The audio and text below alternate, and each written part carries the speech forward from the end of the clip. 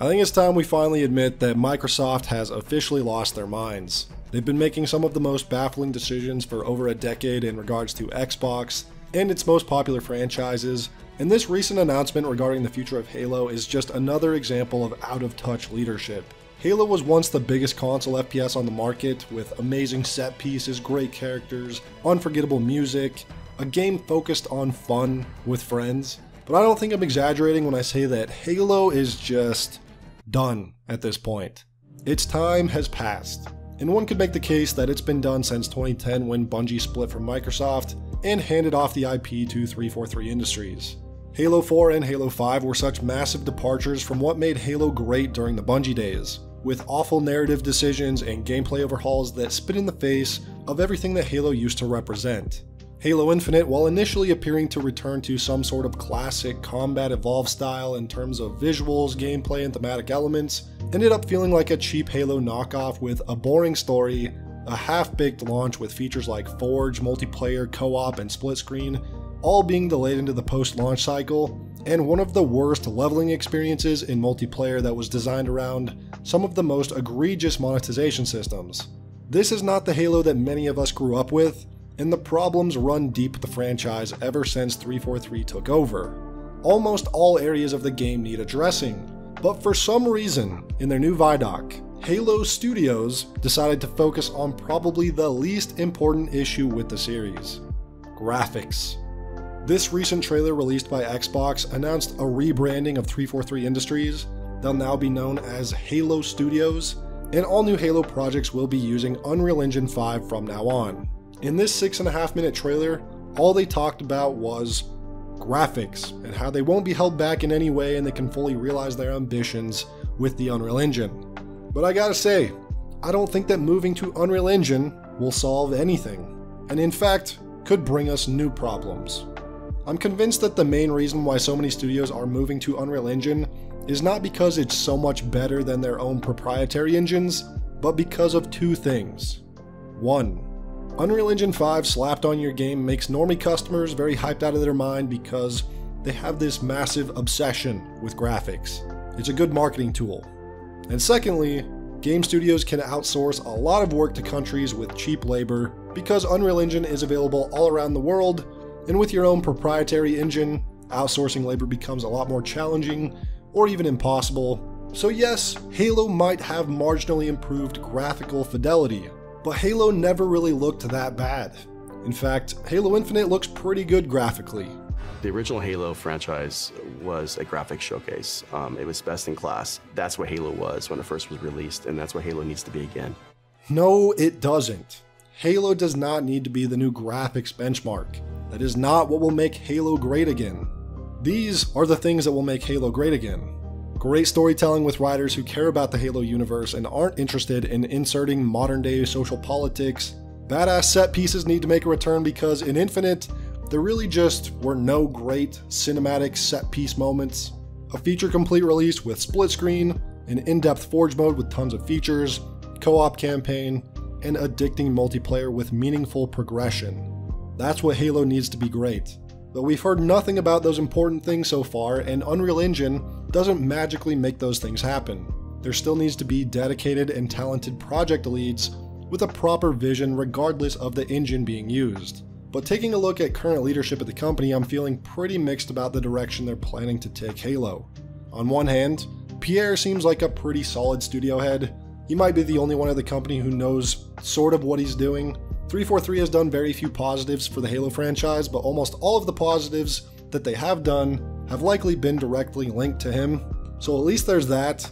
But on the other hand, the Chief of Staff is highly invested in DEI practices and seems to be the type that lets that take precedence over the things that actually matter in game development. And largely it seems like most of the staff from 343 are still here at Halo Studios. So this isn't some massive restructuring and rehiring and brand new studio. This is just 343 with a new name. Now, I'm not opposed to 343 swapping to Unreal Engine 5 and rebranding to Halo Studios. I just want that to actually mean something. Things have to change on a fundamental level in terms of direction and game design. My fear is that this rebrand and engine swap will be the only tangible changes, and we'll continue to see poor storytelling, game launches with missing game modes and features, things like split screen not even being considered for the game, and a multiplayer mode that still lacks any substance.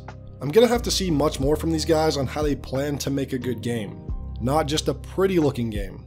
Which also leads me to this. What the hell is this Chief design?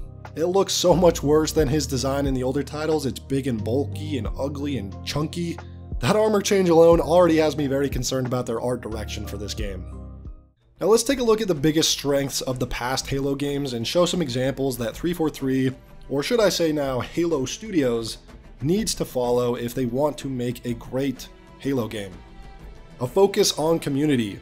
Community is one of the biggest reasons you can attribute so much success to the franchise. It was designed to be a fun party game for friends, and a simple action-packed campaign with a badass protagonist that everyone can relate to. Master Chief being the masked hero always allowed just enough mystery so that anyone can put themselves in that hero's shoes and share the Master Chief experience together as a community. Co-op and split screen were also extremely important in creating a strong sense of community in Halo's past, and it still can be today if they do it right. Co-op games and multiplayer shooters still have strong communities all around the gaming industry, but 343 over the years has done almost everything in their power to remove a lot of the social elements of the game, like pre-game lobbies and voice chats being removed, lobbies disbanding after a match completion, no split screen. They desperately need to improve the social elements in order to bring back that strong sense of community. Environmental storytelling. Halo storytelling has always been pretty straightforward and simple in the past, full of alien bad guys, MacGuffin-driven plots, and an overpowered protagonist destined to save humanity. But the storytelling was always enriched by the surroundings of each level. The mission 343 Guilty Spark is one of the best examples of great environmental storytelling that gave the world building a bit more depth. In this mission, you finally encounter the Flood, and there's a whole lot of crazy foreshadowing in the environment before you finally reach them. And in the aftermath of defeating the Flood, you can find 2 Marines and 2 Jackals dead on top of a barrier surrounded by ammo, implying that the Covenant and the Marines died fighting together in their final moments, trying to hold off the Flood. All of the Bungie Halo games have strong environmental storytelling like this, that helped bring each mission to life. And comparing that with games like Halo Infinite, where missions felt like these sanitized, perfected rooms that hadn't been touched in ages, 343 games just feel lifeless compared to the Bungie games. And along with environmental storytelling, we need big set-piece moments, something Halo Infinite also notoriously lacks. It's a reason I feel that the open world design was a largely net negative for the game, because it made the mission design be extremely small scale and generic. You know, large scale epic battles or massive assaults on enemy bases. There's always been some of the best cinematic gameplay from the early Halo titles, and those type of moments need to make a return. The writing needs to be improved. Frankly, the writing has been just abysmal lately. They gotta hire brand new writers entirely, who actually know the lore and care about the franchise. And a bonus, we need to make Cortana hot again.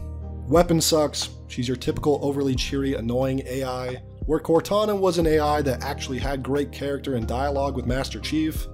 And again, we just gotta bring back a hot AI, alright? And lastly, we cannot have Halo for modern audiences, alright? You already know what that means. Halo with a super sanitized, inoffensive, social politics injected piece of propaganda. Infinite was already heavily leaning that way, and if the game gets even more woke, censored, and sanitized, it's going to be an immediate turnoff for me and most die-hard Halo fans. There isn't a massive Halo community anymore. People aren't playing Halo like they used to because I think most people have accepted that it's a franchise that had its heyday in the past, but it's been years since that time.